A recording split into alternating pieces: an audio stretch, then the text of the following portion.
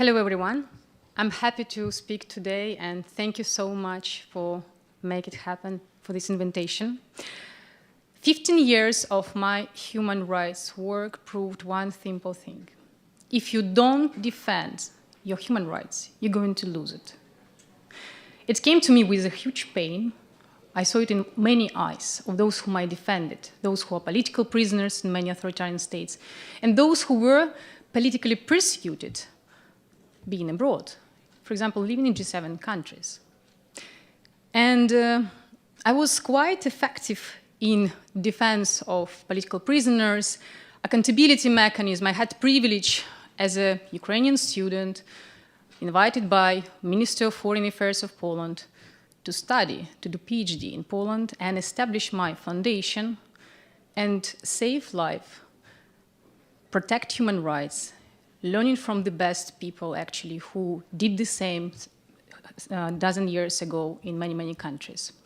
So I did it with support of G7 countries mechanism, parliamentarians, regulators, different kind of international interparliamentary institutions, speaking in the parliaments, defending with support of presidents, even political prisoners, for example, like Oleg Sentsov, releasing them, holding accountable those who prosecute individuals transnationally, for example, with abuse of Interpol. We initiated, as Open Dialogue Foundation, this important reform. We brought voices of judges, entrepreneurs, lawyers, prosecutors, those who became first-time politically persecuted in Poland since 2017, where a liberal regime started to take power and abuse rule of law, human rights. We spoke first time, what does it mean to be prosecuted as so-called extremist, money launderer, terrorist, national security threat in such a country like Kazakhstan, abusive transnationally and domestically anti-money laundering counterterrorism regulation. We first time succeed to put as condition together with members of opposition at that time, like Maya Sandu right now, she is a government of Moldova, but at that time she was a leader of opposition together with lawyers, judges, entrepreneurs, that names of political prisoners, names of politically persecuted people, they have to be conditioned for money coming from the EU, US, and other institutions taken under control of authoritarian regimes, like, for example, oligarch of Plakhatniuk. And this led to one very unfortunate consequence.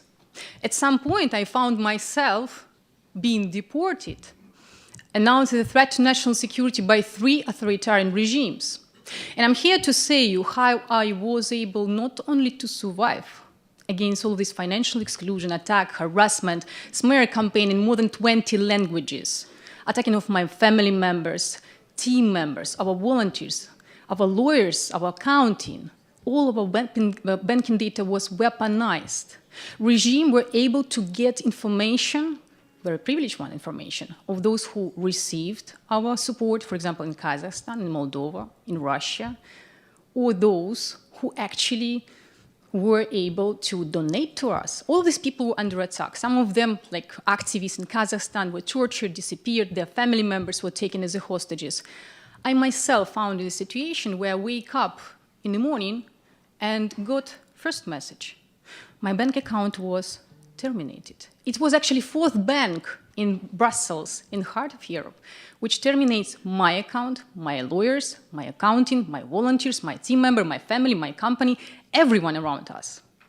I started to check my emails and found out that actually, you know, it's not only them, but actually activists in many countries, those who get our support, they arrested, they interrogated, because they accused being financed by someone who is recognized a threat to national security by regime because of my human rights work.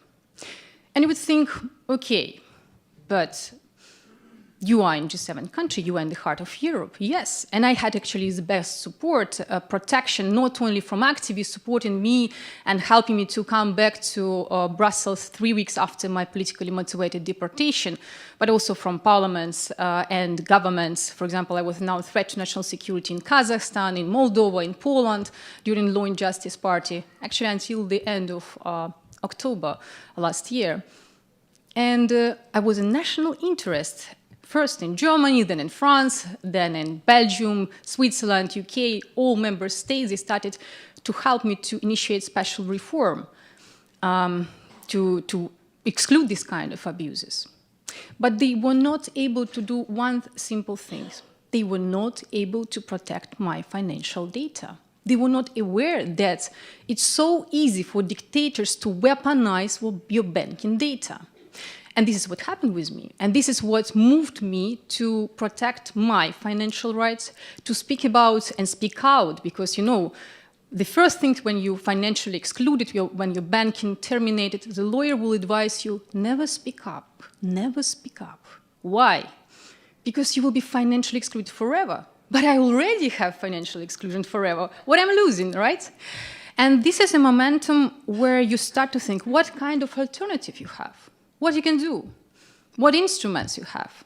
And this is momentum how I not only survived with these attacks of 3 authoritarian regimes, murder campaign, physical attacks, and so on, but I also was able to resist, hold accountable with decision of the court, those who actually going after me with politically motivated accusation. I forced them apologize, and I got decision of the court in Poland, Parliament of Moldova, after change of the parliament, after government, and General Prosecutor of Moldova, they apologized, they recognize the case is politically motivated.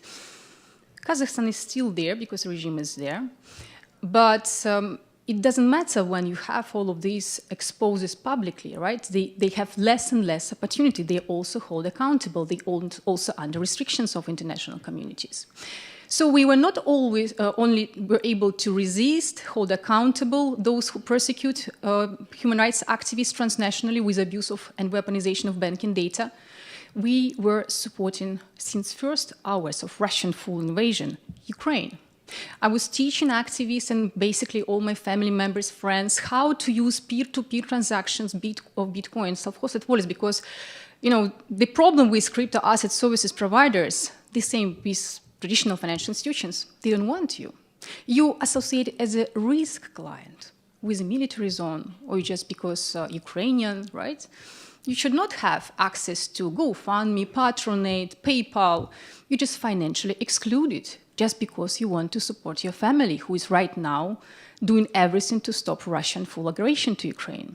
And this is again when we use Bitcoin, and we were able to deliver over 77,000 of pieces of protective equipment over the last 2 years for an amount of more than 8 million of euros. And this is how freedom technology works.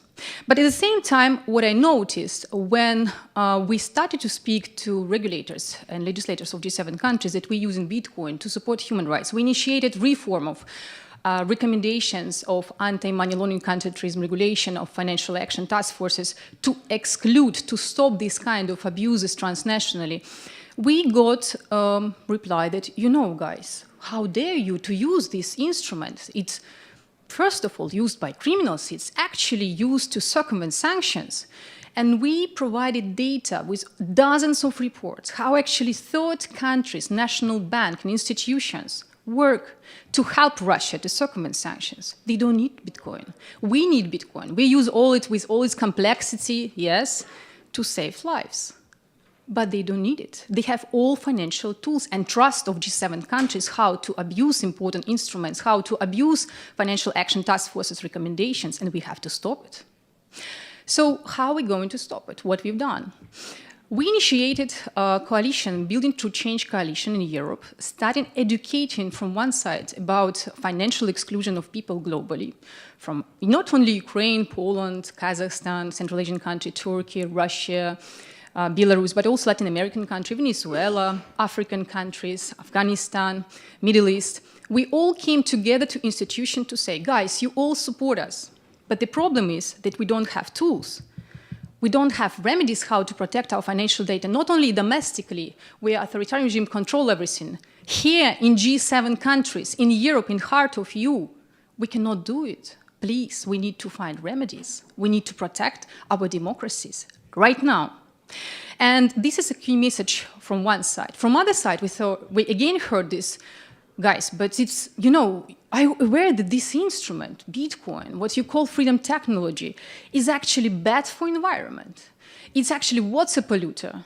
It's actually undermining our energy security threat. And this is the reason why we brought voices, and we bring in voices of miners to EU regulators and G7 countries, regulators and legislators, to educate, to provide a full picture how in reality it actually boosts communities, it gives access to energy, it's actually safe environment, it actually provides opportunities, and it gives us, as end users of Bitcoin and those who financially excluded, those who banking data weaponized in many countries, the right to be heard, right to resist, right to protect our freedoms, and to resist against authoritarian regimes with all their machinery of powerful tools they use against all of us.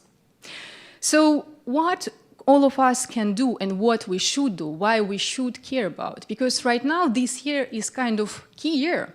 If you look what's happening in G7 countries, especially in EU, where I came from, I just came from Brussels, the key topic of discussion right now is anti-money laundering regulation. It's going to happen, the most important vote in our life on basically next week, so on 22nd, 24th of April.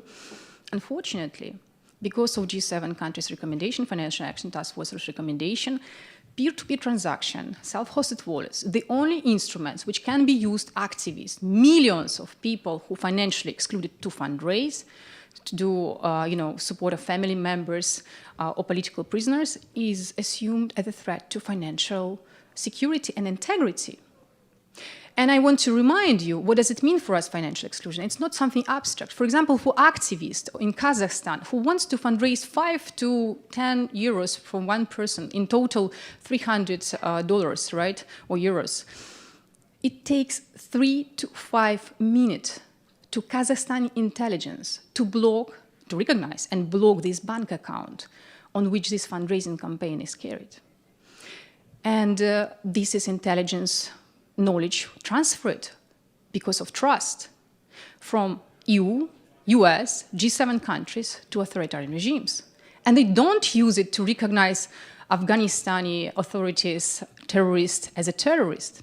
They recognize them as legitimate partners. But they use this intelligence knowledge against us, against activists, and against those who expose and present how Kazakhstan, Turkey, Russia all together cooperate with Iran and China to circumvent sanctions, to undermine, democracies in G7 countries and not only, far beyond. So how we can survive, what we can do in this regard? We need, first of all, to educate policymakers in G7 countries, and this is my call to all Bitcoiners in this room and tech developers. We should not give up our human rights. We should not allow label with negative connotation of used by criminals, used for energy security undermining or environmental water polluter, this important freedom technology tool. And it's happening right now. When it's more represented voices here in US, in EU, there is almost no Bitcoin miners for obvious reason, for high cost of energy price. So it's easy to ban something which is not represented there, where no voices actually of this technology.